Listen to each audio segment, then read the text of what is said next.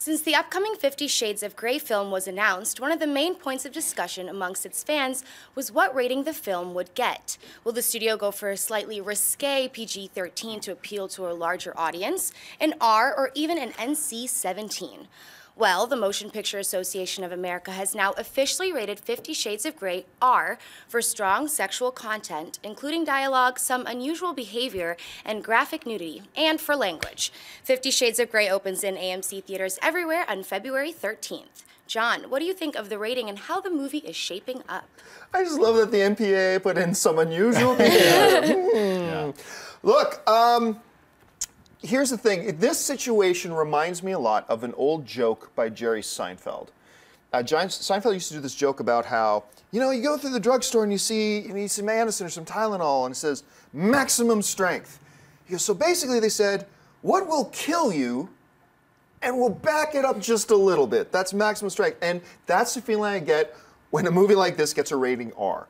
You just have this feeling that right from the beginning, probably the filmmakers went into it's like, okay, what do we do to get the XXX or the NC-17, and we'll just shave it back a little bit and then grease some palms as well, and we'll make sure we get the star. This was never going to be a PG-13 film. We know that. And look, everybody knows as soon as they announced this film, I was like, it's built on these trashy and not very good novels, but it's popular, blah, blah, blah, whatever. They have marketed this film as well as this kind of a film can possibly be marketed. My hat's off to them. They've done a great job. I remember that first trailer dropped. I didn't even watch the first trailer for a couple of days because it's like, blah. And then I watched, because everybody's telling me, John, it's actually a pretty good trailer. And I watch them like, credit where it's due. It's not bad. And here's the thing. I always say that the whole idea, the whole point of a movie is to go to get an experience, right? We go to movies to experience, whether it's experience joy or fear or wonder or awe or shock or being disturbed or whatever. We go for that type of an experience, whatever the type of experience the movie wants to deliver. Titillation is, and the sauciness and the fantasy and stuff like that's one of the experiences we as human beings have. And they are marketing this thing in such a way and getting that R rating as, to me, it's sending a message that we are going to go to the wall to try to deliver that experience for you. And so I gotta say, as much as the 1 year ago John Campea would cringe at today's John Campea saying it, I am suddenly curious to see this film the way they've handled themselves. So the R rating, no surprise. I think we're going to probably walk out of it going, wow, how did they get away with an R? But to me, they're doing everything right. If you're going to make this piece of trash, do it right. And they seem to be doing it right. Dennis, what do you think? I don't think it could be anything else but R. You do PG-13, it's going to neuter the subject matter. A lot of people who, I guess, are fans of the book are not going to go and see it. And then NC-17, that's like box office death.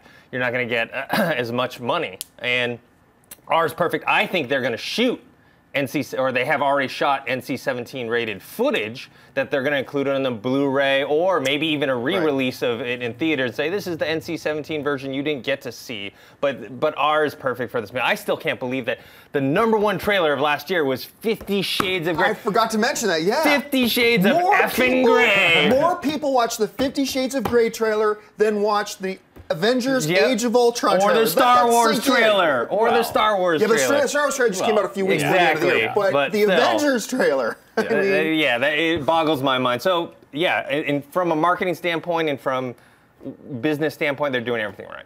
I mean, what's the deal with unusual behavior? You guys are right. If you come out with a PG-13 for this movie, you're going to piss off the fans that want to see this movie. And clearly, there are a lot of fans who want to see this movie. I am not one of those people. I did not like the trailer at all. But it's not for me. It is going to get a lot of people interested because they're sticking to the source material. That's obviously, if they're going R and they're going to unusual behavior, which is what this movie is all about, then good for them. For marketing, like you said, they're marketing it the exact way that they should. They're targeting their audience who has read this book, knows this material, and said, no. All that creepy stuff that you guys liked, it's all there. There's whips, there's chains, there's nudity. Go and see it. I mean, you said neutered, you said shaved. There's a lot of stuff going on in everyone's heads when you hear this thing. So let's get to it. It's funny. Not so long ago, I preached that I believe this, and I still believe this movie is a little bit too late. This movie should have come out last year. They should have tried to strike a little bit faster while the iron was hot. But that being said, I would have thought this movie opens 35 million opening weekend, 40 million would be considered a real accomplishment. But today, like you were pointing out, the trailer comes out and it is the most watched trailer of the year. Here's a little bit more anecdotal evidence too. I have a newsreader that I use, and as I'm looking through all the stories that have come out that day, it also gives you a little bit of an indication how many times this story's been shared. And if a story's been shared like over 100 times, that means, oh, that might be a significant story, right? 100 times, sometimes like 1,000 shares on a big story. I came across this one late last night, and it was already like 25,000 shares. Wow. My initial estimates of 35 to 40 million opening weekend, out the window. That's gone. This movie's going to be a hit. See, I still don't think the movie's going to be good. Yeah, that's another conversation altogether. But it's like a car wreck, right? Yeah. You're like driving in a car and you see there's a car wreck in the distance. Now. Yeah, and you want to take a look, you know? Car wreck? Was this Cronenberg's crash or something? Yeah, everybody's okay, and for some reason they don't have no pants on. But you know what? I will say this, like I said, compared to last year, my expectations for how good the film will be are a little bit now, just raised a little bit. I'm no longer expecting it to be a horrible piece of garbage. I'm thinking it might be okay. Who knows? Hey everyone, if you like this video, click that thumbs up button and make sure to subscribe to our AMC Movie News YouTube channel. It's free and helps you stay up to date with all the latest movie news, as well as our daily AMC movie talk show.